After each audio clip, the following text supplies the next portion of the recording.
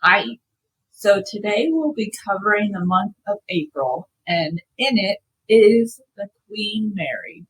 Now, a lot of you may know of it already, so I'm going to go over what they used it for when it was going, when it was actually traveling back and forth, what it's doing now, what it's haunted by, all that good stuff.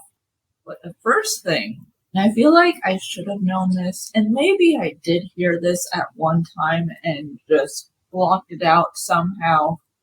I feel like I should have really have known this. I'm gonna go with I did and just forgot. But the Queen Mary is actually named after Queen Mary, Mary of Teck.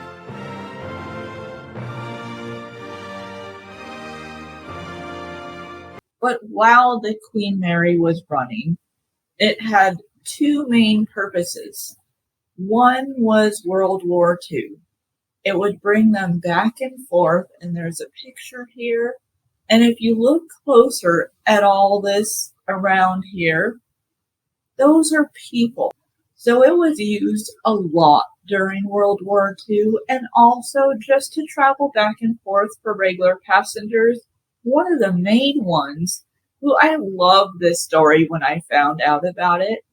So Alfred Hitchcock would travel back and forth and he would schedule his traveling trips around when Queen Mary would go back and forth. He loved using Queen Mary so much that was his regular means of travel.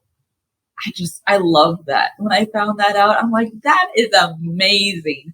I would have loved to go back in time somehow, traveled on the Queen Mary and see him on there. I think that would be so cool. And if you walk around, I've never personally been. I've always wanted to go on Queen Mary, and then COVID happened and everything else happened after that. But I'll get to that later. But if you walk around, there's so many cool things about it. There's a long hallway that just never seems to end. It just keeps going and going and going. And it's beautiful inside. I mean, obviously, you would kind of guess that it would be beautiful and amazing. So that is kind of a given. So it kept on like that for a while, and then they decided to permanently dock it, which you could find it in Long Beach, California right now. Even though it is kind of empty, there's always passengers. And what I mean by that are, you know, ghosts. So there are three main spots. So the first one is the pool area, which I feel like everyone knows this story. A little girl, Jackie, drowned in the pool. And then more and more people were pushed in the pool by some force, and it kind of freaked Queen Mary out. So they closed up that pool, and I think it may even be that floor. I'm not exactly sure on that one. But that seems like one of the main stories that are known is that pool. And Jackie is known to still be there. And another one that I found out during my research is this door. It could be a coincidence that it has number 13 on there. I kind of like that it does.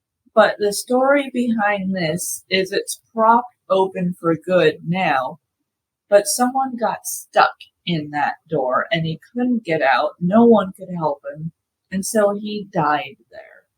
So what people say in this area is if you try talking to him, he'll talk back to you with knocks. I kind of like that. I think that would be fun to experience because you can't really discredit it. You can't say, oh, it's the engine. Oh, it's because we're taking off. Queen Mary is permanently docked. So I feel like if you hear knocks on the wall or the door or wherever they're hearing it has to be him, right?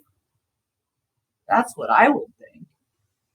And probably the second most known area in Queen Mary to be haunted is B340. Now, this room used to be 3 smaller rooms.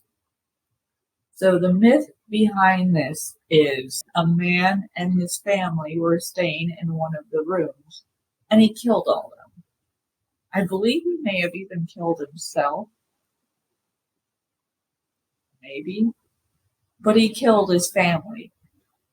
And so everyone who stayed in that room after, well, not everyone, but 5 people that are known that have stayed in that room after all had heart attacks and died.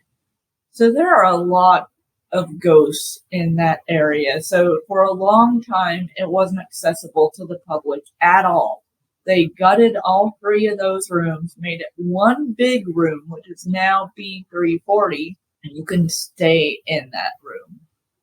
Of course, it's a little pricey and a little risky, with the heart attacks and all. But that is such an active room. If you stay there, you can actually find tarot cards, you can find Ouija board, you could find a crystal. I think there's candles in there somewhere. They're really kind of pushing you to try and see if there's anything there while you're staying there. And there's even little writings on the wall of people's experiences, either in that room or just around Queen Mary in general. And here's one of them that's written on the wall there. My family and I were up on the bridge looking around, and I wandered off by myself into the chart room.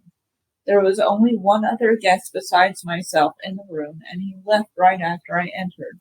As I was looking at the chart on the table where they would lay out the maps trying to find the Queen Mary, I felt someone tug at the back of my shirt just above my left shoulder.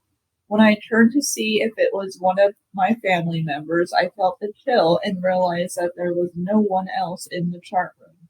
I left the room immediately. This was the first time anything like that has ever happened to me. And so for years, Queen Mary has been a destination. People would stay there in the old rooms. It was turned into kind of like a hotel. There were restaurants there. It was the place to go. For a long time, for decades, people would love to go there to stay. And there were concerts. It had a lot going on. And then people would be able to go. There'd just be tours. They could go there and hang out. They don't necessarily have to stay there. They can just go there for the day.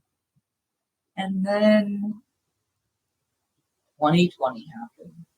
They shut their doors, and they have yet to really open them. I found out while I was digging up stuff to tell you guys, is they did have a soft open recently, so they can kind of let people through, but you can't stay there, you can't eat there, definitely probably no concerts there. So it'll be a while before it's really open to the public. And once it is, I am so jumping on it because it's been something that I wanted to do for a while now. And I always put it off because I knew it was so close. It was right there. I did not see this coming. But they are renovating the rooms and the restaurants.